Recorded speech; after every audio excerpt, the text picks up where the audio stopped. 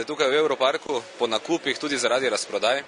Ne, čist običajne stvari, ne zaradi razprodaje. Sigurno. Bolj po naključju. Ja. Ja, zaradi razprodaje sem prišla, ja. Razprodaje. Pa vas razprodaje sploh ne vlečejo? Vlečejo, ampak imamo malega otroka, tako da smo finančno omejeni in ne bomo letos veliko zapravljali na razprodajah.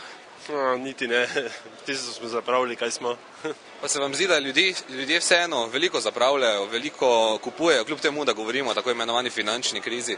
Ja, odkrito povedano me zelo preseneča, da je toliko ljudi v nakupovalnih centrih, glede na to, da dejansko finančna situacija ni rožnata za večino ljudi. Ja, kaj vem. Ja, se mi zdi, da je še kar, ja.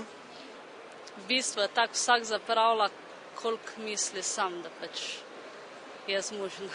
Ja, k meni kot zgleda ni, ne. Mislim, je kar poln Evropark, tako da verjetno ne zgleda, da imajo ljudje še kar denarja, ne. Najprej me zanima, katere artikle ste pravzaprav znižali. Načeloma danes nižamo največ, kar se tiče športne opreme, tekstila in pa nekaj športne obutve.